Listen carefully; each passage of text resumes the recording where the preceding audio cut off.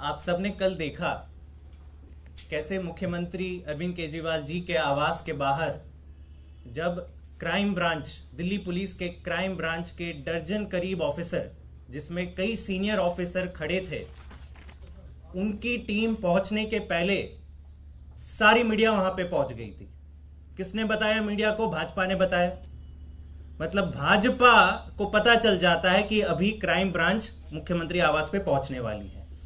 आज मंत्री आतिशी जी के यहां क्राइम ब्रांच के वही दर्जन ऑफिसर पहुंच जाते हैं।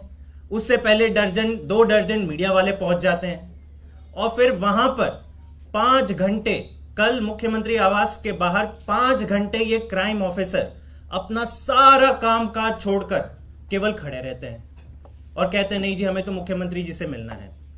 आप सब ने वो वीडियो देखा होगा जहां मैंने उनसे एक आम नागरिक के तौर पे सवाल पूछा कि किस धारा के तहत, बस इतना बता दीजिए, किस धारा के तहत आप ये नोटिस मुख्यमंत्री जी को पर्सनली हाथ में सौंपना चाहते थे। क्या कहा उन्होंने?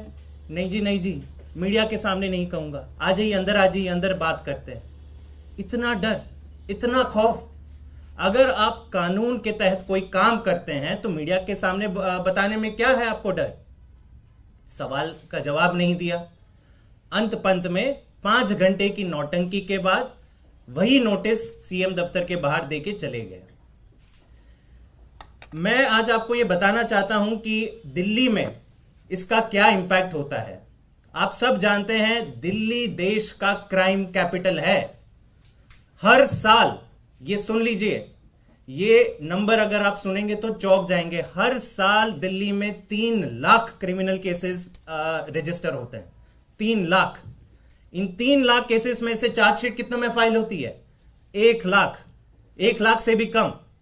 करीबन 30% क्रिमिनल केसेस में ही हर साल चार्जशीट फाइल होती है। 2 लाख केसेस में तो चार्जशीट ही फाइल नहीं होती।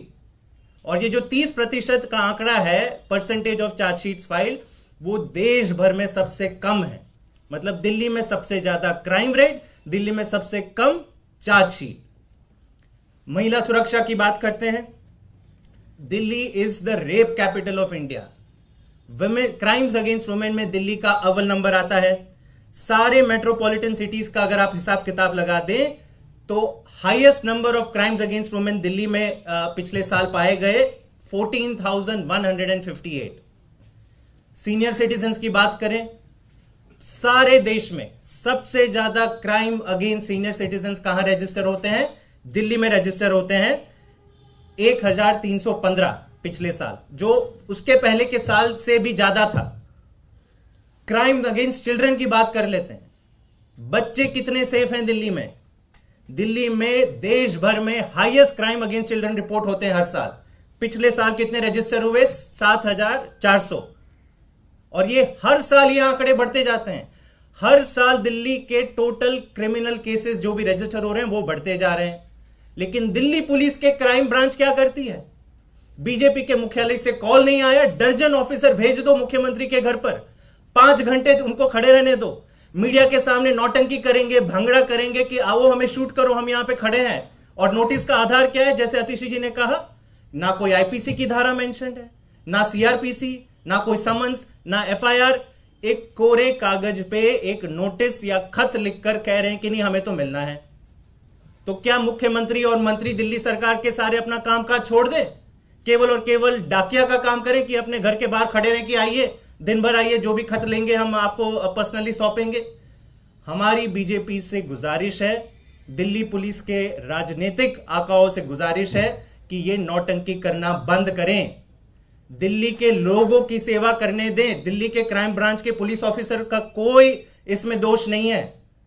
हमारी पूरी तरह से दया है उनके साथ। वो जब आए थे पुलिस फोर्स में तो ये जरूर सोच के आएंगे कि देश की सेवा करेंगे, महिला सुरक्षा पर काम करेंगे, किडनैपिंग रोकने में काम करेंगे, मर्डर को रोकने में काम करेंगे।